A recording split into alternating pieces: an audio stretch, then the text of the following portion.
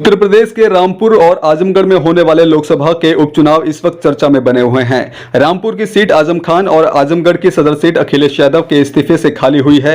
वैसे तो दोनों ही सीट काफी महत्वपूर्ण है, लेकिन आजमगढ़ की सदर सीट सभी पार्टियों के लिए प्रतिष्ठा का सवाल बनती जा रही है। समाजवादी पार्टी ने यहां से अखिलेश यादव के चचेरे भाई और पूर्व सांसद धर्मेंद्र यादव को टिकट दिया है, तो बहुजन समाज पार्टी ने यहां से पूर्व विधायक शाह आलम उर्फ गुड्डू जमाली को चुनाव लड़वा रही है। वहीं बीजेपी ने दिनेश लाल यादव नरहुआ को टिकट देकर मुकाबले को रोमांचक बना दिया है। सबसे पहले हम एक बार आजमगढ़ के जातीय समीकरण पर नजर डालेंगे। आजमगढ़ की सदर लोकसभा सीट पर सबसे ज्यादा यादवों की संख्या है, लगभग 4.5 लाख। इसके बाद मुस्लिम 3,50,000 और तीसरे नंबर पर दलित 3 लाख है। पिछले कुछ लोकसभा चुनाव की बात करें तो इस सीट पर समाजवादी पार्टी का कब्जा रहा है, जबकि बहुजन समाज पार्टी भी इस सीट पर 3 बार विजय प्राप्त कर चुकी है। वहीं 2009 का लोकसभा उपचुनाव भाजपा भी यहां से जीत चुकी है।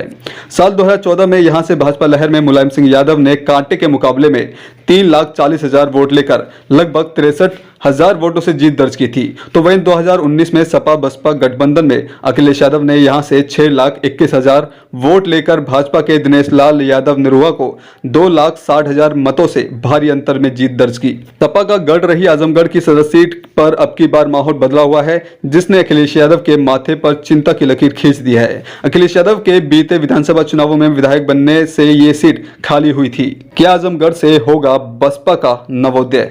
उत्तर प्रदेश विधानसभा चुनाव में बुरी हार का सामना करने वाली बहुजन समाज पार्टी ने लगभग 2 महीने पहले से यहां अपने प्रत्याशी के रूप में शाह आलम उर्फ गुड्डू जमाली की घोषणा कर दी थी।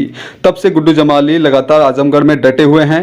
विधानसभा चुनाव 2022 से पहले पार्टी छोड़ने वाले गुड्डू जमाली ने चुनाव खत्म होते ही पुनः बसपा में वापसी कर ली और बसपा सुप्रीमो मायावती ने भी उनको आजमगढ़ से उम्मीदवार बनाकर बड़ा दांव खेल दिया। हाल में बीते विधानसभा चुनाव में मुबारकपुर विधानसभा से AIMIM के टिकट पर चुनाव लड़ने वाले गुड्डू जमाली ने अपने दम पर 35,000 से ज्यादा वोट हासिल किया था। उनकी दावेदारी को कोई भी हल्के में नहीं ले रहा। बसपा का आजमगढ़ में अपना एक मजबूत जनाधार रहा है। यूपी विधानसभा में बुरी हार से सबक लेते हुए बसपा ने इस सीट पर अपनी पूरी ताकत झोंक दी है। बसपा को दलित मुस्लिम गठजोड़ के फॉर्मूले से जीत की उम्मीद है। यदि यह सीट बसपा जीत जाती है तो ये उसके लिए किसी संजीवनी से कम नहीं होगा। बसपा ने रामपुर में कैंडिडेट नहीं दिया और पूरा ध्यान आजमगढ़ की सदर सीट पर ही लगा दिया है। एक लोकसभा के लिए हो रहे उपचुनाव में भी बसपा ने स्टार प्रचारकों की लिस्ट तक जारी की है, जिसमें मायावती का नाम सबसे ऊपर है, जिससे कयास लगाया जा रहा है कि बसपा सुप्रीमो मायावती स्वयं ही चुनावी मैदान में उतरकर चुनाव प्रचार की कमान अपने हाथ में लेने वाली हैं। आजमगढ़ सीट पर यादव, मुसलमान और दलित मुसलमान समीकरण जीत का फॉर्मूला है। बसपा की इस सक्रियता ने भी अखिलेश यादव के माथे पर चिंता की लकीर खींची है, क्योंकि जब उन्होंने इस सीट को छोड़ने की घोषणा की थी तो कयास लगाए जा रहे थे कि अखिलेश यादव यहां से डिंपल यादव को चुनाव लड़वाएंगे। लेकिन बसपा की किलेबंदी से अखिलेश यादव को लगने लगा कि डिंपल यादव के लिए ये सीट सुरक्षित नहीं है।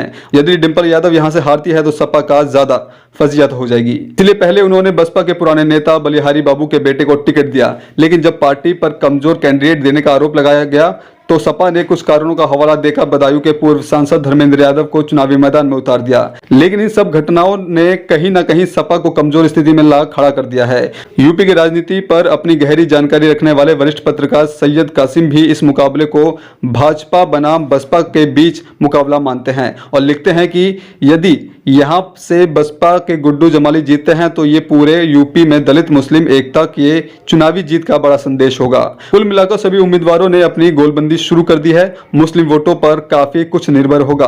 पिछली बार एक तरफा मुस्लिम वोट अखिलेश यादव पर गया था, जिस पर गुड्डू जमाली नजर गड़ाए बैठे हैं। वहीं सपा के यादव वोट में भी सेंधमारी के लिए दिनेश यादव नरुआ लगे हुए हैं और उनकी कोशिशें कामयाब होती नजर भी आ रही हैं, जिसके परिणाम स्वरूप यदि यादव वोट बैंक में निरुआ के सेंधमारी सफल होती है तो भाजपा को रोकने के लिए मुस्लिम वोटर बसपा के साथ एक तरफा जा सकता है। ऐसी स्थिति में भाजपा और बसपा के बीच ही कांटे का मुकाबला होगा और हार जीत का परिणाम बहुत ही मामूली अंतर से तय होगा। वहीं सपा का यहाँ तीसरे नंबर पर पहुंच जाती है तो अखिलेश यादव के लिए किसी झटके से कम नहीं होगा।